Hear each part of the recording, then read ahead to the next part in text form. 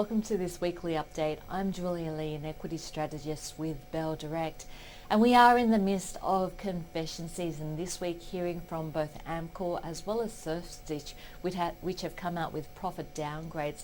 And I guess the lesson with profit downgrades is there's no need to go out and rush out and buy the company if you think it's good value, because generally after a profit downgrade, what we have seen this confession season is the stock price wandering even lower.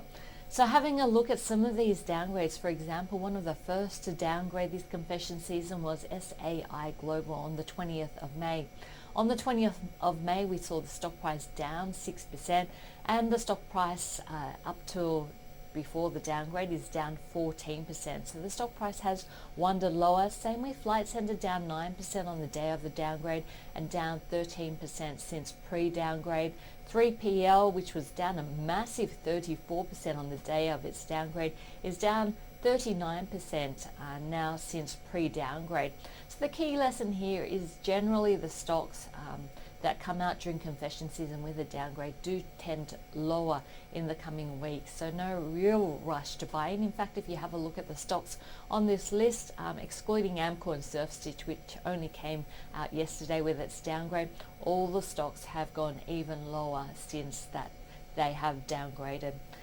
Also in focus this week, once again, the 10-year government bonds here in Australia reaching an all-time record low in terms of yields. Last week we had a look at how this impacted on insurers, especially QBE Insurance and Insurance Australia Group, which do make a large bulk of their earnings from investment income, especially QBE Insurance. But of course, last weekend, the east coast of Australia were hit by some severe storms. So the insurers have very much been in focus this week as well.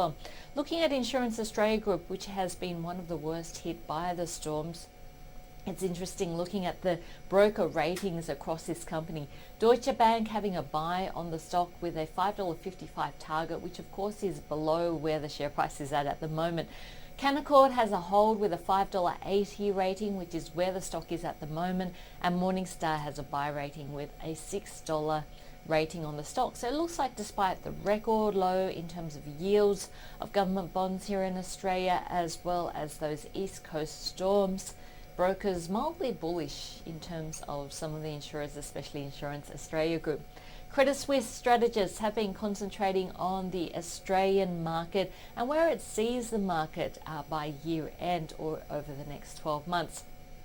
And if we have a look at Credit Suisse, they're saying, look, they don't see this as a grizzly bear market. They see this as a gummy bear market. What do they mean by this? They say that gummy bear markets are markets which gain ground 12 months after the initial 20% retracement in the market. They're saying that the stage we're at in terms of this gummy bear market is around the middle, and this is where stock correlations break down and bottom-up analysis becomes more important.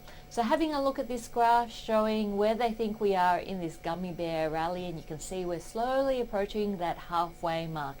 Having a look at some of the criteria that they look at for bottom-up analysis. First of all, their universe is the ASX 200 index. They want stocks that aren't rated underperformed by Credit Suisse. And then after that, they look for free cash flow yield, which is greater than 4.5%, free cash flow margin, which is greater than 8%, and they're looking for positive earnings momentum as well as revenue growth.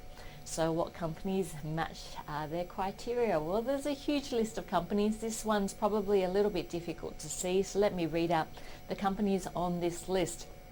We have Adelaide Brighton, Amcor, Salio, ASX, Horizon, Breville Group, Coca-Cola Amatil, Computershare, CSR, Evolution Mining, GUD Holdings. Moving on to Goldman Sachs, where they have added both Wesfarmers as well as South32 to their conviction list this week, also saying that Aristocrat Leisure is a buy and that a $20 valuation on the stock doesn't seem unreasonable.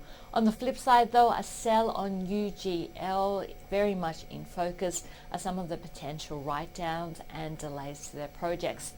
Coming up, we are watching the long weekend in Australia, which means Monday the markets are closed. We will also see the FOMC meeting on the 15th of June, and that's going to be an important one for markets, given so much of the market is driven by interest rate expectations at the moment. And just watching the US stock market, it is less than 1% away from an all-time record high. So if we do see a new record high being reached, that would be seen as a positive for the technicals on the market. So that's been the wrap up for this week, really concentrating on where we are in terms of the Australian share market cycle and also confession season. Hope to see you next week. Have a great long weekend.